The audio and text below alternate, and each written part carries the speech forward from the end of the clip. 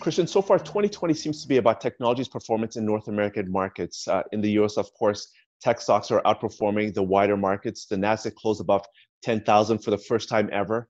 What has been the experience for technology stocks in emerging markets? Thanks, Anthony. It's really been a global phenomenon. I mean, last time we spoke about how some emerging market technology companies were really trying to transform their countries into digital economies. And what COVID's done is really accelerate that trend. And we see the performance of the companies that we follow widely outpacing the EM benchmarks, but even outpacing their technology peers in the developed markets as well. And just talking about COVID, how did the experience of the emerging markets compare with the West with regards to government lockdowns, as well as government fiscal support for the economy? Yeah, so for many emerging markets, particularly those in the medium to low income countries, they don't have the same health capacity that we do in terms of ICU beds. They may be harder for them to do testing and contact tracing. And they also tend to be much more dense populations, making social distancing harder. So many of these countries lock down in stricter and more stringent ways than we had here in some of our developed country peers, including curfews, stay-at-home orders, etc. While at the same time they lack some of the fiscal capabilities to maintain those lockdowns. So they had a much harder experience than we had, with also less infrastructure to manage through that pain.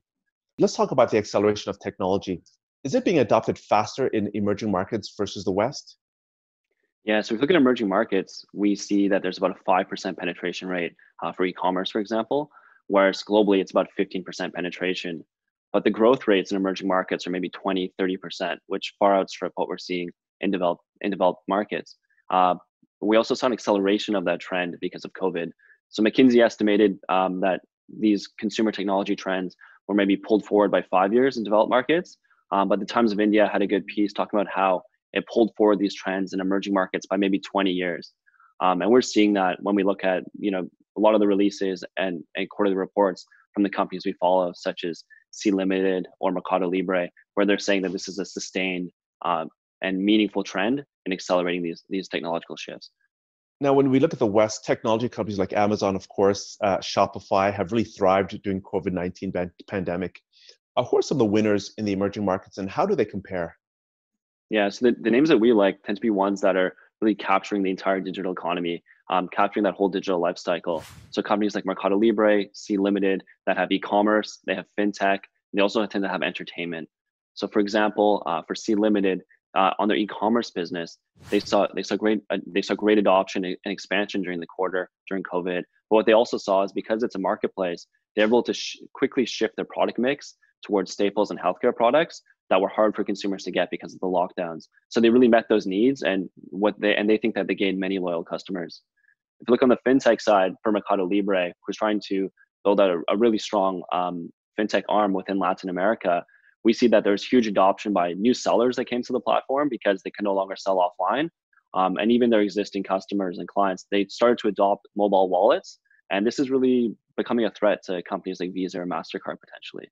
Lastly, on entertainment, Sea Limited has one of the most popular mobile games globally, but particularly in Southeast Asia. And so, people are stuck at home, they need something to do. They had over 400 million unique quarterly users playing their most popular mobile game. So really across your digital lifestyle, which was, if you will, forced upon us over the last quarter, we saw great adoption for each of the segments of these companies. Given all this, what's your near and long-term outlook for technology firms in emerging markets? Yeah, so again, when we last talked, we were quite confident in our conviction for the digitization of economies, particularly on the consumer side, over the next 10 years. I think given the pull forward that we've seen, we're even more confident now than we were before, as are the management teams of these companies.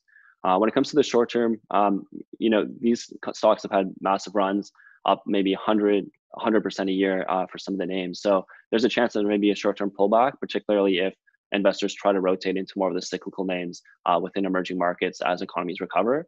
But over the long term, our conviction is as strong as it's ever been. Christian, thank you very much for your time. Thank you.